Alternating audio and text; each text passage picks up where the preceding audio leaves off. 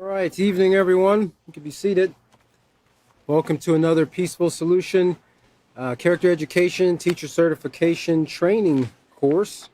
Um, we are continuing in the self-control unit this evening as we move forward, and we're getting closer to the end of this book here. We are in lesson 6, or chapter 6, that is. So we have one more chapter to go after this. But as I've always been brought out before, everything is building one block, one stone, one building block from one to another in the building of a positive character. Now, this unit that we're in right now and dealing with self-control, like it's been mentioned by, if I'm not mistaken, it's been mentioned by pretty much every teacher, how important this unit is in being a foundation to tie together all the other character traits, all the other units that we have covered and are going to cover, because without it, right, without self-control, you're pretty much kind of useless. It's kind of like having a powerful vehicle or a powerful car and no way to steer it. No way to apply the brakes, no way to give it gas to make it go faster, right? That's kind of what self-control is to us.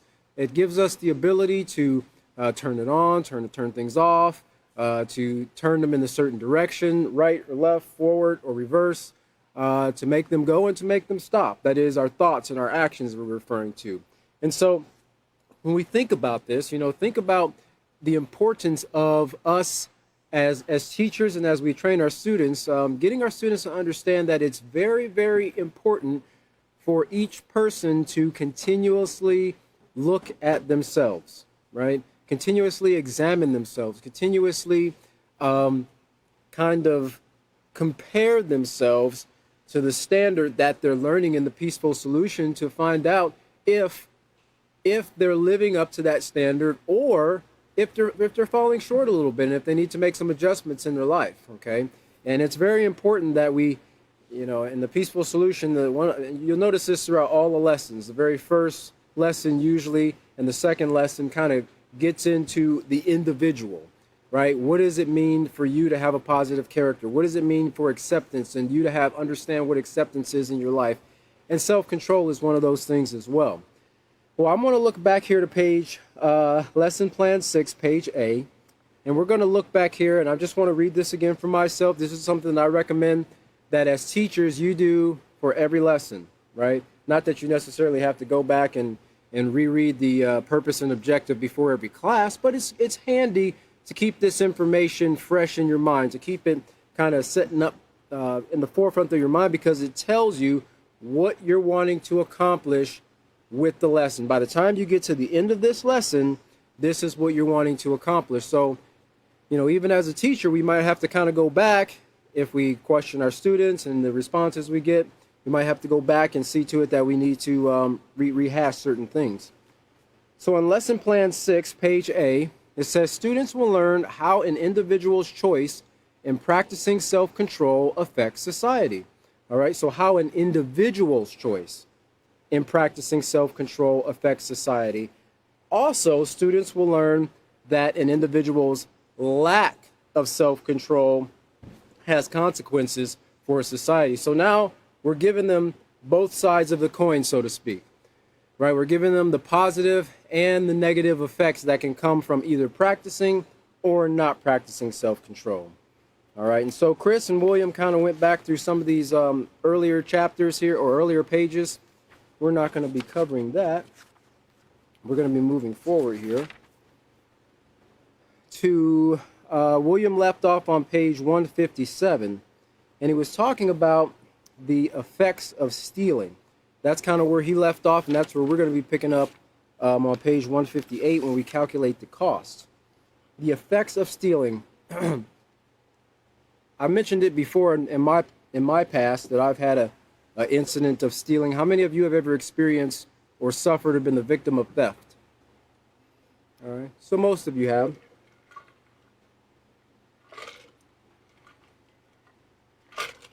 Excuse me there. Been the victim of theft. Like I mentioned before, I remember, I don't know, I had to be a preteen, maybe my early teens. I remember I rode my bike to the store, and and I came back out, and my bike was gone. You know, my bike was gone, and I remember thinking, you know, the feeling that I had, it was pretty overwhelming at the time. Just give me a second here.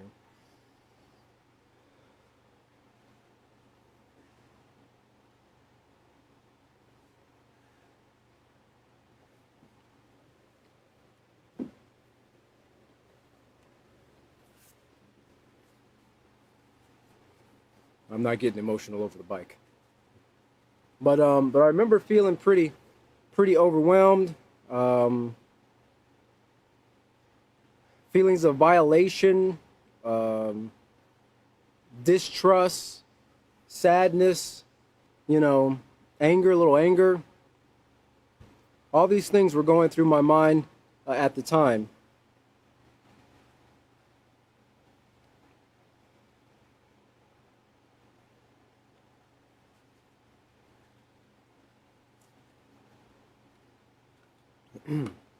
And it stuck with me for a pretty long time there. Just give me a second.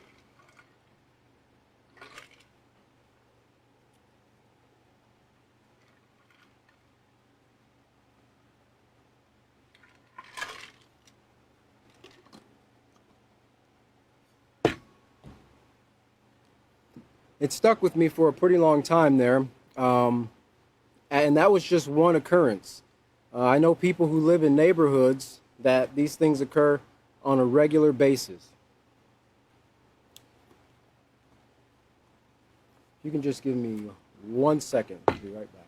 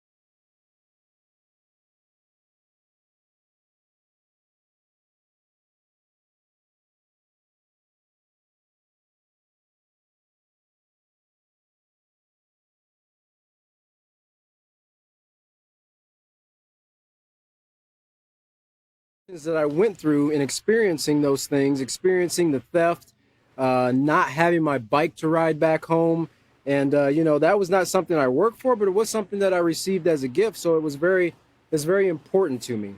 And so on page 157 here, the last part here, the effects of stealing.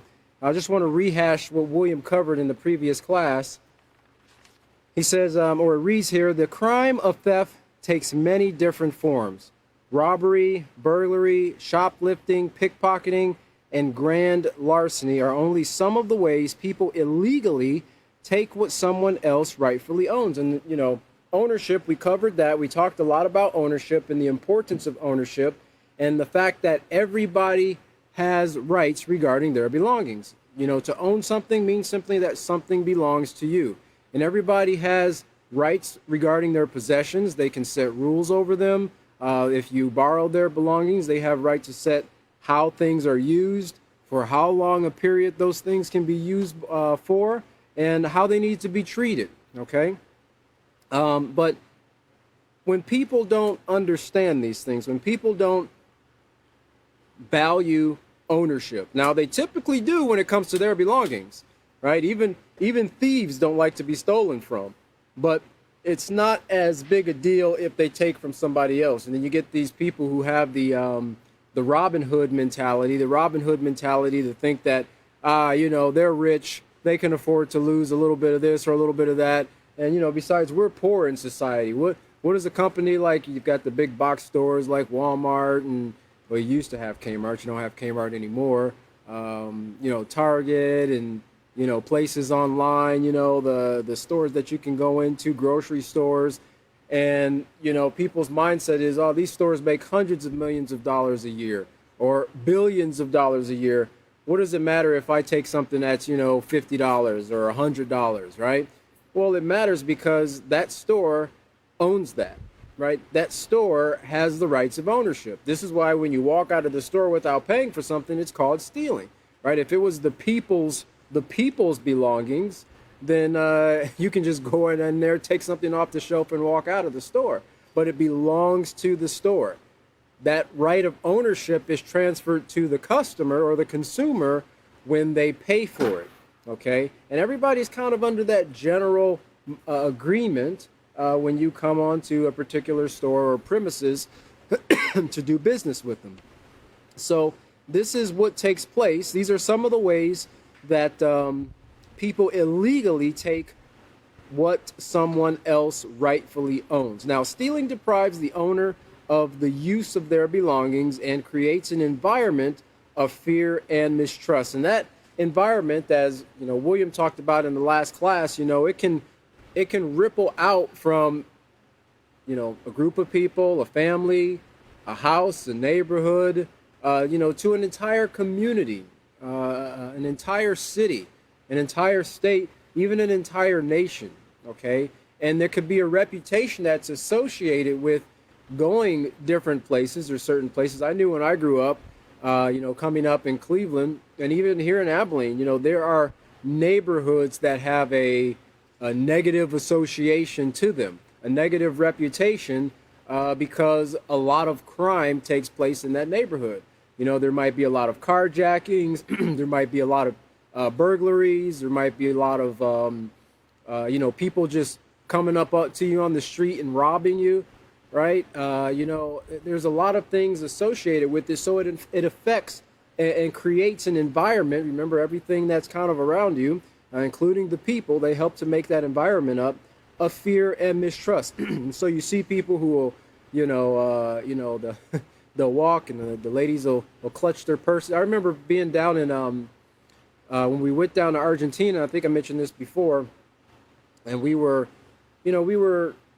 going to different places and having different meetings and presentations and so forth. And it was a place that we had never been before. So, we were kind of taking pictures of things because we would use those things in videos and presentations and so forth.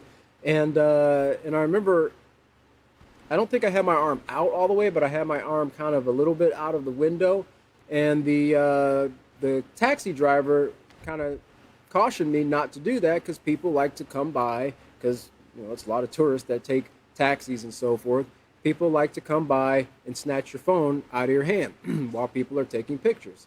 And it was interesting because while we were there, I noticed a lot of, I would say the locals, because it looked like they were people that were going to work or to school or kind of carrying on about their daily life. They didn't look like tourists. They didn't have their Hawaiian shirts and pastel pants on and things like that, flippy flops walking around down there. But they just look like everyday people going about their lives. And I noticed that a great majority of people that were there carried their backpacks on their front, right? The straps were in the back and the backpack was in the front. And I asked about that, and he says, because people like to come by on bikes or mopeds, because there are a lot of mopeds out there, mopeds that people were riding around on, and snatch the bag off the person's back, when they're not aware of it. It's a little bit harder to do that from the front than from the back. I'm sure if somebody's really determined, they could accomplish that goal. But this is one of the reasons why people did that. So that it created a little bit of, like we see here, mistrust, right, in their environment, because people work hard for their belongings. They should be able to enjoy them for however long that they want to without having to worry about somebody else coming and stealing them, taking away their ability to use their belongings, like it says here. Let's see here. Depriving the owner of the use of their belongings, right? And so these are just some of the things that I saw, and I'm sure that you've seen many other things that have taken place growing up. I mean, when I grew up, also kind of in the inner city, a lot of houses had the cast iron bars on their windows and doors.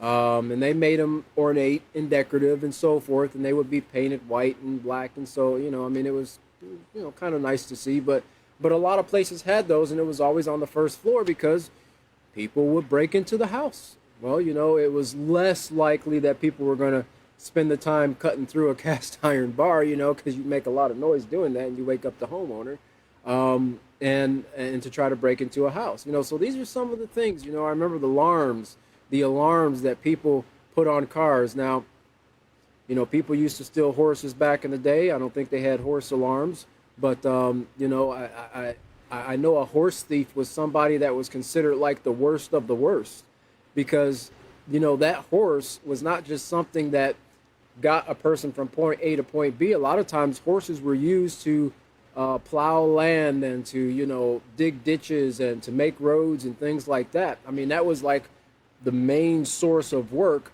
That was a person's livelihood. So when you stole their horse, you weren't just stealing a source of transportation, you were stealing a person's means to take care of their family. Well, cars kind of tuck the places to some extent of a horse, at least for transportation. And I remember in the neighborhood that I grew up in, many areas, that was something you'd hear all hours of the night. The alarms going off, and the people had the alarms that made like 5 different tones and sirens and sounded like an ambulance and things like that, and it just got irritating at 2 o'clock in the morning hearing that, because they had the sensitivity set so high that if somebody's car backfired, 5 car alarms were going off throughout the neighborhood. But people did this because they were, their vehicles were an investment to them. They needed them to go to work. Some people didn't need them to go to work. They just needed them to kind of to look great, right? They needed them to kind of make an impression. But I noticed there was always someone else who would find a way around that system of protection, that system of security. I mentioned before about the guy that lived at the place that I worked at. He had this big fancy Cadillac, and he had these big fancy chrome, and I think they were like a chrome and gold wheels on there, and the low profile tires with the gold ring, gold wall. I don't know what they call it, white wall, but a little gold on there too. He was pretty pleased with his vehicle, right? He kept it washed every day, and he didn't want anybody to buy it. He didn't want nobody touching it or anything like that. Well, I remember coming outside one morning about 5 o'clock in the morning, and I saw his vehicle setting on cinder blocks. Now, he had all the fancy alarms and sensitivity things and wheel locks. He had lug nut locks on his lugs and everything, and they had that vehicle perfectly balanced in the center of the vehicle where it would not tilt forward or backwards and set off the alarm. So it's like a lot of these things are done so that you can have your protections or somewhat preserve your possessions, but that doesn't make the thief follow the rules, right? The only way you can get the thief to follow the rules is to educate them, and of course they to some degree have to want to be educated, but to educate them so they can see how their activities bring harm not only to the person they're stealing from, but also to themselves. And so, but like we say, this creates an environment of fear and mistrust. In addition to this, notice here, force and violence are often used against the victims, leaving them physically hurt, mentally scarred, and fearful for life. Victims also have been killed during the act of stealing because they attempted to protect themselves or their belongings. And that's a sad fact in life, because many people have lost their lives as a result of trying to protect themselves or their belongings, or even a loved one who someone's trying to kidnap or take from them, and they end up dragging them down the road or something like that, because people don't respect these rights of ownership. It appears that people will steal anything: pets, bicycles, clothes, cars, lawn ornaments, money, and yes, even other people, as in the case of kidnapping. Any item you can think of is probably being taken every few minutes or less. And just lastly here, as we get ready to transition on page 158, it says, in an area Where there is a high rate of theft, nothing is safe. In order to keep themselves and their possessions safe, people spend a great deal of money to buy additional locks for their doors and windows, as well as security systems for their cars and homes. And of course, this is something that we've seen rapidly increase in this time period.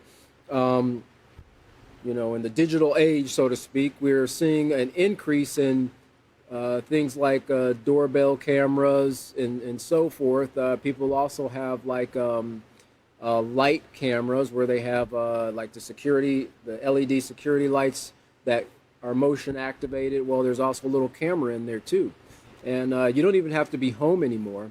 And the doorbell camera will automatically detect motion and send a little alert to your phone through the app and let you know that someone's approached the door. And you can talk to them through the app, and you could be halfway across the world in another state or at work, right? And it was interesting because through this, they've caught a lot of people. They've caught a lot of people stealing packages. This is a real big problem in society, especially in the United States, in dealing with like Amazon that delivers packages all over the place, all times of day, even throughout the week. Even Saturdays and Sundays they deliver packages, and people expect their packages to be left home and come back home and there's their package. They can get the thing that they spent their money for. Well, people like to what they call them porch pirates, right? Porch pirates, they'll follow kind of these Amazon trucks or drive around in the neighborhood, and they'll look for those brown packages sitting on the doorstep, and they'll run and go and take it, right? And there's been several videos where people have been caught doing that, or people have set up, like booby traps and things like that to catch people who've actually done that. One lady was trying to run away after doing so, after the person came out of their house and caught him, and she actually snapped her ankle. Fell right on the ground and snapped her ankle, and their supposedly buddy old pal that was the getaway driver almost left her sitting there in the front lawn, had to turn around and come back and pick her up. What benefit does that bring to a person in society? A person who has to live their life stealing from other people, right? You can never truly enjoy the things that you steal because you always live in fear. The thief lives in fear that someone's going to recognize that possession, right? So in order to keep themselves safe and their possessions safe, people spend a great deal of money to buy additional locks for their doors and windows, as well as security systems for their homes, buy trained dogs to frighten would-be thieves, and they purchase burglar alarms, high-tech security systems, and even guns, all in an attempt to keep themselves and their possessions safe. Would-be, man. I remember the old Doberman Pinscher. The Doberman Pinscher, that was the one, that was the go-to guard dog that always, in the movies, always chased the guy to the fence, and just as he's getting over the fence, the Doberman Pinscher bites him in the trousers, right? And he's just hanging on him, keeping him from climbing over the fence, and people, that was their go-to, get security dogs, people sometimes had like, I guess more wealthy people had like barbed wire or razor wire in some cases. I know they use that in the prison systems. They'll use razor wires at the top of sometimes electrical fences. Like if you make it up the electrical fence, you're going to risk cutting yourself and bleeding to death, to keep people, in that case, from getting out, but others, in other instances, keep people from getting in. And so there's a lot of money spent yearly on these types of things. I don't think so much on Doberman Pinschers anymore, but all in an attempt to protect your belongings and to kind of provide a little sense in the person's mind of security, right? When they go to bed at night, they let the dogs out. At the very least, if the dog doesn't catch the person, at least they can alert the homeowner by barking and so forth, all right? So we're going to go to page 158 here, and just to kind of keep us all in the same scheme of things here, procedure number 3, which is where this page would fall into. We'll reread that. It says, explain to students that a lack of self-control and stealing has far-reaching negative consequences on the individual and society. Have students turn to page 156 and read the section entitled, "A Lack of Self-Control Affects Our Society." And have students turn to page 159, which is going to be coming up here soon, and read the personal account of one woman's experience with the crime of theft, and then discuss the questions.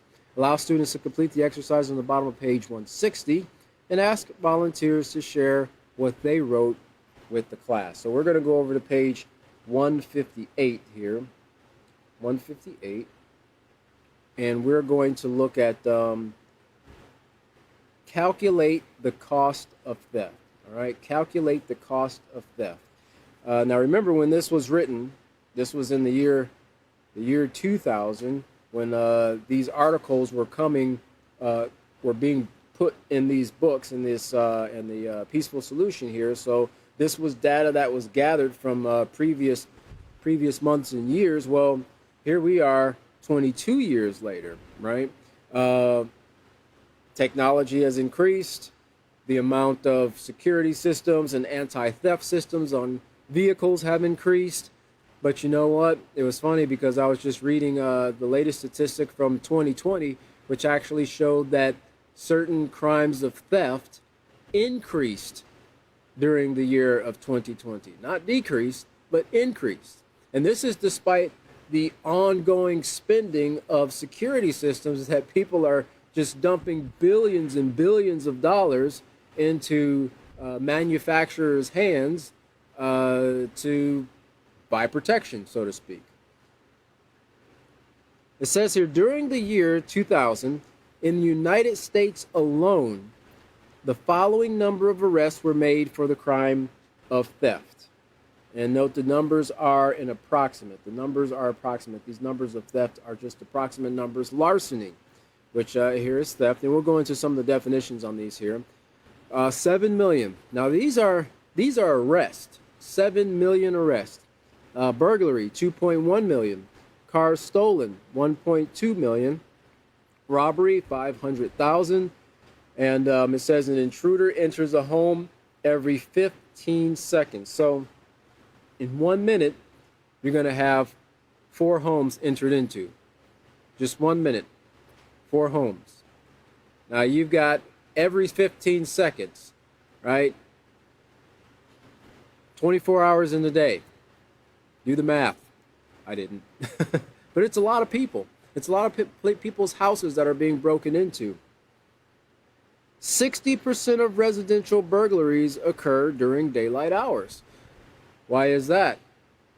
Most of the time, people aren't home. You think the thief will come out at night, to be less detectable, but really, people aren't home. Mother and dad, they work their jobs. The children are out at school. The puffies at boarding camp. Because they don't want to leave him at home by himself.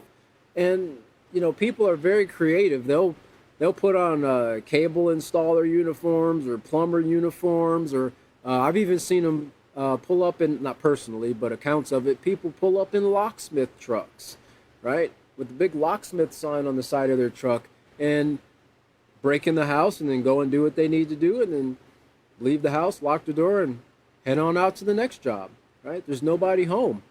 So, but 60% of these burglaries occur during daylight hours. I know they always said, the best place to hide something is in plain sight.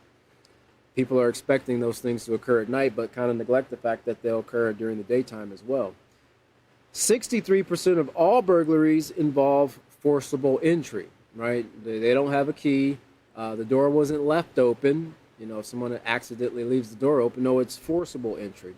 Bypassing the lock or security system, whatever the case might be. Breaking a window.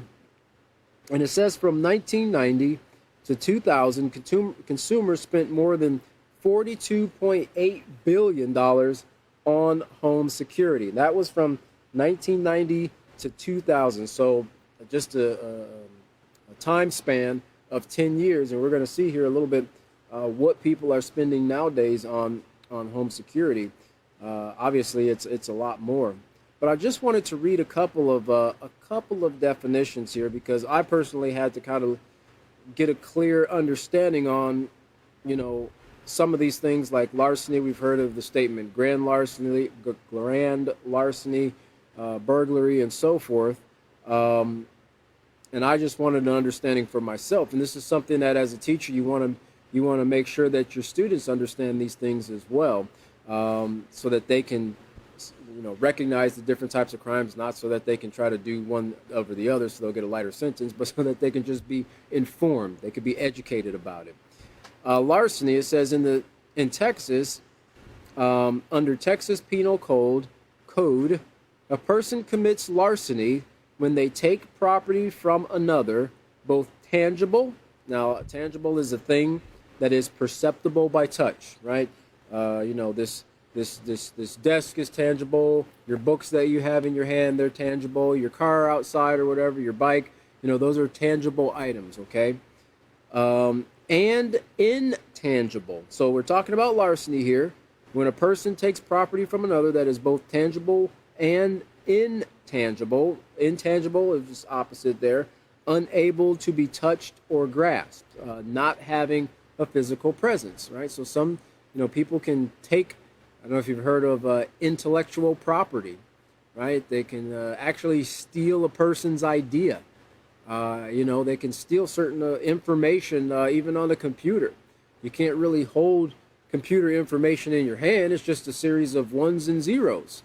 But people can actually go and physically download information off the computer, or even, remotely do it through the internet or the intranet, in an office, and take things off of a person's computer or phone or whatever the case might be. So intangible, which is something that is not having a physical presence, and it also is with the intent to deprive the owner of the property. With the intent of depriving the owner of the property. So again, this goes right back to what we said there, depriving the person of the use of their belongings. And this is something like William covered last time. It does not necessarily just have to be a physical thing. It could be something that's not physical as well.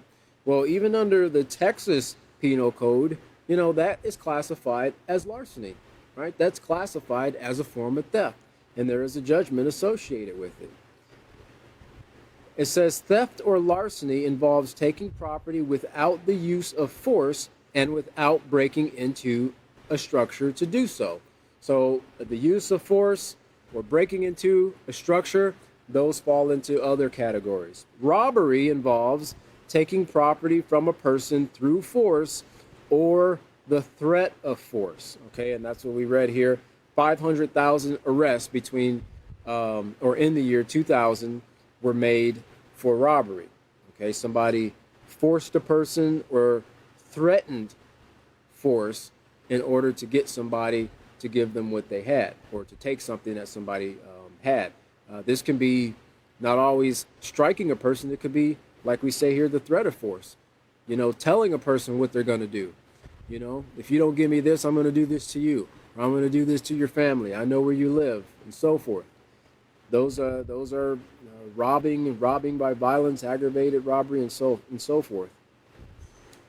It says, while burglary involves breaking into a structure to commit a crime. So when someone commits that act, they're actually breaking into a house, right? If somebody is using a weapon when they're taking something by force, that's armed robbery, okay? And so these are some of the definitions that's it's great to have a general idea of them, right, as we go through these lessons, and to kind of place this into your students' minds so they can know the difference between the two. But something else to keep in mind, and I think William mentioned this at the previous class, identity theft, right? That's something that it's not new, but it's something that has been picking up steam over the years with the internet, because so many things are available on the internet, on the web, and as was mentioned, the dark web even, right? People actually work in these dark, or on the dark web, the hidden web. They say the dark web is like, compared to the regular web, what a tip of an iceberg is to an entire iceberg. Like, the dark web is that much bigger than the regular web that everybody else uses, right? And there's a lot of dark and and deceptive things, and people's identities are stolen, and you can buy all types of illegal substances, including organs, off the dark web. On several of my credit cards, and I think one of my banks monitor activity from the dark web, for the dark web, and they are able to detect if something was tried or attempted to be accessed through that web, to take my identity. And so these things are really kind of, if you think about it, they're kind of unsettling, because you don't know when someone's going through your information. You just don't know. You can't hear them creeping into your house. You can't hear a dog barking to alert you to somebody sneaking around in your computer, or in a database. We've heard so many instances where there's been breaches for major stores, major manufacturers, not manufacturers, major marketplaces, and it's been data breaches, security breaches, and thousands, possibly even hundreds of thousands or millions of consumers' data has been breached, compromised. So right away there, that's 200, 300, 400, maybe possibly a million or 2 million people who all their information is exposed, just because of one little breach that occurred that somebody had access to. And so identity theft is something that's picked up in the last, well, at least it's been made more public in the news, in the last 10 years or so. Identity theft affects about 1 in 20 Americans each year. According to Javelin's 2020 identity fraud survey, 13 million consumers in the U.S. were affected by identity fraud in 2019, with the total fraud losses of nearly $17 billion. Just in 1 year, $17 billion in fraud losses, because once this person steals your identity, whether it's a social security number, whether it's a credit card number, a bank account number, whatever the case is, then they'll start right away using that information to open up other accounts, They'll take out loans. They'll take out mortgages. They'll buy cars. They'll make all these huge purchases, and when the financial institution traces it back, it's not going to come back to the thief. It's going to come back to you. And most of the time, people find these things out when they go to do something like make a pretty big purchase. They go to purchase a house and to get a mortgage, and then it's, hey, you've got these marks on your credit report. Well, what are you talking about? Well, I see a Ferrari here. I see 4 vacations to Cancun, or wherever these places might be. There's loans that are open in your account that are in default. I've never done any of those things. Well, it's on your credit. We're not going to be able to get you into this house here, And that's when people find out those things. And so now they've got to work. They've got to go back. Sometimes they have to hire companies or firms that deal with this. They might have to get legal help to go and try to reestablish their identity, right? Like, your credit is your reputation in the financial world. And if you've got bad reputation in the financial world, in today's society, you'll still be able to get things, but it's going to cost you a lot more to get those things, okay? And in some cases, you might not be able to. But just in 2019, it was totaled fraud losses of nearly $17 billion. But preliminary data shows 2020 may have seen an alarming rise in identity theft. Now, this even despite the fact that there's been even more advertisements, more consumers are getting identity theft protection. A lot of credit card companies are offering identity theft protection. Banks are offering identity theft protection, and so forth. And a lot of people are kind of jumping on this because they see how real it is. They've personally been affected by it, or they know people who have been affected by identity theft. So they're trying to mitigate that as much as possible, but we're seeing things on the rise, right? These protections, like the Doberman Pinscher, the alarm system, the car alarm, the wires on your fencing and so forth. It's not stopping dishonest people from being dishonest. And this is why education is so important, because those thieves, right, they were once children at one point too. And whatever influence came into their mind, whether it was something that they experienced, whether it's something that they saw somebody else doing, right, or it was taught to them, even sometimes by parents, hey, you just got to take what you need. You got to take what you want. If you want it, go get it, right? If they wanted it so bad, they wouldn't have just left it out there. Who leaves their car unlocked in their own personal driveway or in their own garage? If they wanted it that bad, they should have locked it up. Now, that's the mentality of some people. Okay, everything in life is a free-for-all, and the only time is wrong is when you get caught, and that brings a lot of heartache to society. It brings a lot of financial heartache to society as well. Someone becomes the victim, there's another statistic here, of identity fraud every 14 seconds. Studies have shown that every 14 seconds, someone becomes a victim of identity theft in the U.S. Now think about that, because that's someone sneaking in to your cyber house, so to speak, and stealing your identity, or starting the process of stealing your identity. Now, if you're having a really bad day, in one of those 15 seconds, somebody will be breaking into your personal house, your physical house, your tangible house, to steal something out of there, and you get hit with a double whammy. So we're seeing things on both sides, the physical and the not physical, the tangible, the intangible. These are forms of larceny. Right? These are forms of theft, and these things have negative consequences to society.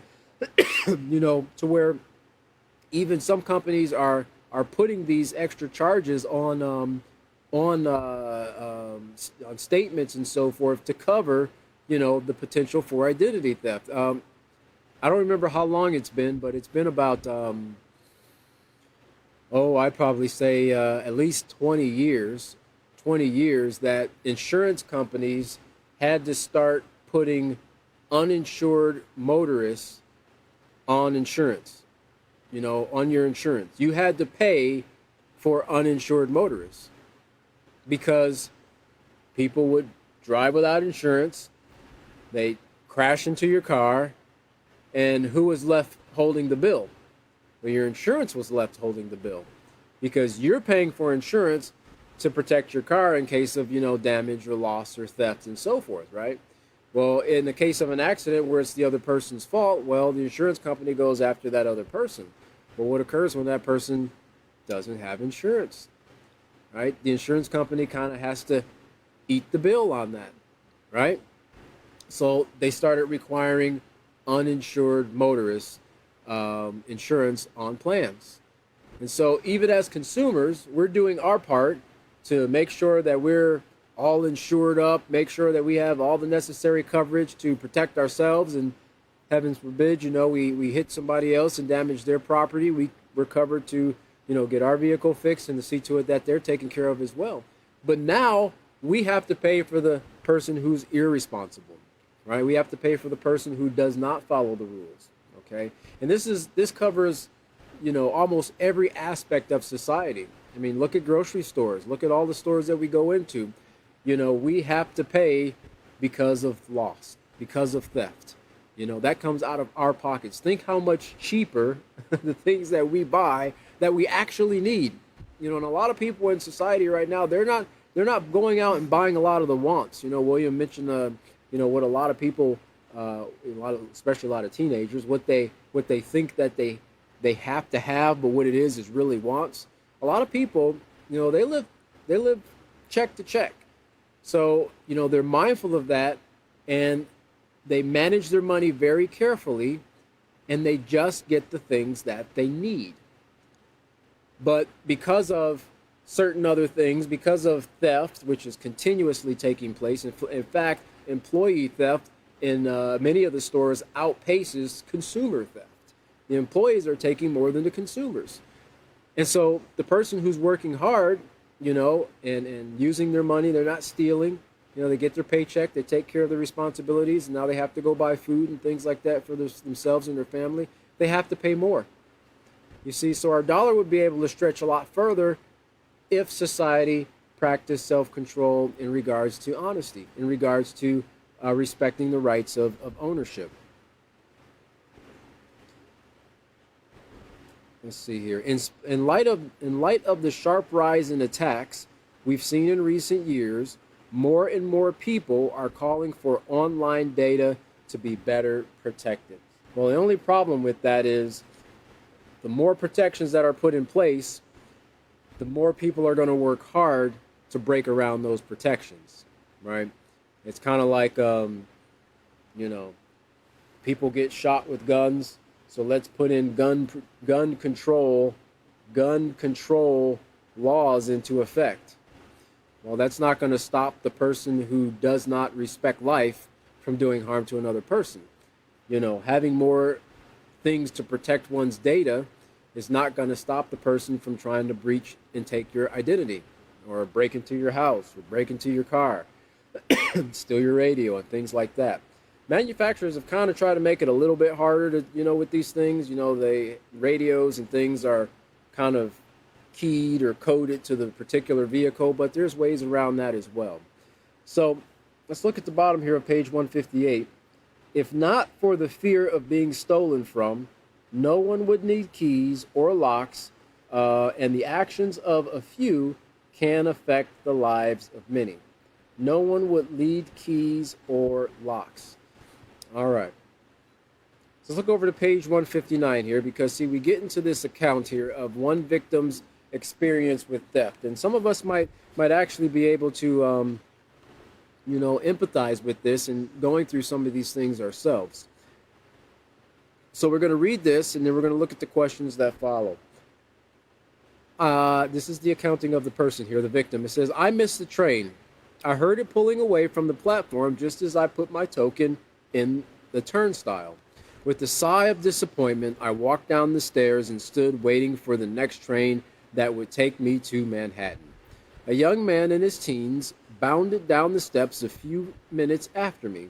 He didn't seem to notice me, and I quickly dismissed him from my thoughts as I wondered when the next train would arrive. Suddenly, I was brutally grabbed and shoved. This young man, who looked young enough to be my grandson, was trying to pull my bag from me. Because I had slung it over my shoulder, he was pulling me along with my bag toward the staircase. Instinctively, I grabbed my bag and struggled to not trip and fall. He couldn't get the bag from over my shoulder, and he began to curse and hit me in my face. Screaming for help, I realized that we were the only ones on the platform. I was dragged to the foot of the stairs. Fearing that someone would hear me and come to my aid, he finally let go and sprinted up the stairs. My face was battered, my nose bleeding, and I realized that in the struggle, the strap on my bag had given way. He had gotten away with my bag. In it, I had the rent money and money for groceries. Now I have nothing. It took me a long time after that incident to find the courage to go anywhere alone.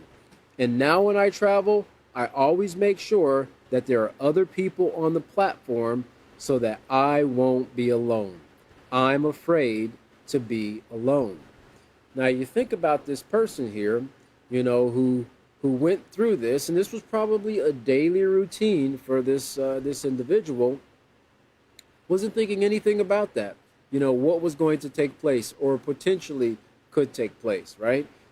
She had in her bag the money she needed to pay her rent and the money for food, right? Now, in most cases, sometimes, the landowners, they can be a little bit lenient and giving you a little extra time to pay your rent, but they're not going to let you just live at their place for free. Now, this person was being responsible and taking care of their responsibilities, and someone came and ripped that right out from underneath them, right? Now she's gonna have to work to accumulate more money, but now she's that much farther behind because what she relied on to take care of her daily needs there's been a big gap in that. Okay, and unless she's able to find help or get some type of extension or something like that, she's going to be suffering. She says she had nothing. Not to mention the fear that she has of just being alone, where this wasn't the case before. She obviously walked back and forth to to take the subway every day or during the work week, and it was never an issue. But now she's afraid to be alone. So look here at the bottom here. There's two questions. It says, along with the victim's bag and money, what else was stolen from her? And notice here, some of the answers can include she also had her confidence, security, freedom to move about safely, and peace of mind stolen from her. That didn't just go with the bag. That was not something tangible that could be held in the hand. That is a part of what's inside of a person. That security, that's something that you feel. You feel secure, right? Safety, that's something that you feel. You feel safe. If you're in a big iron box and there was or you've seen these guys, they go into these shark cages. That's risk-taking behavior there. They go into these shark cages, and it's a tourist thing, and they'll drop the cages and they'll drop some chum or whatever around them, and they wait for the sharks to come around and kind of feed and bump up against the cages and so forth. Well, for the most part, I would think, to some degree, that that a person in that cage would feel secure. They would feel safe that the bars on that cage is small enough to not allow a great white shark to get through. Personally, I feel secure about not getting bitten by a shark 5 miles offshore.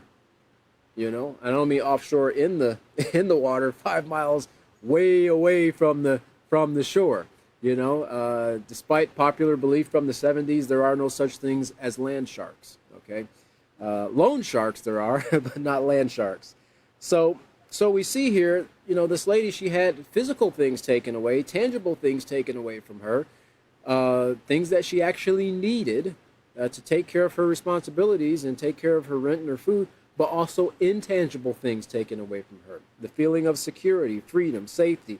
And this is something that we want to impress in the child's mind, because if they are involved in something like this on the other side of it, in other words, not the victim, but the aggressor or the thief, this is a part of what they're contributing to, right? They're contributing to a feeling of insecurity, not only in one person, but also in society. Think about this person, if they're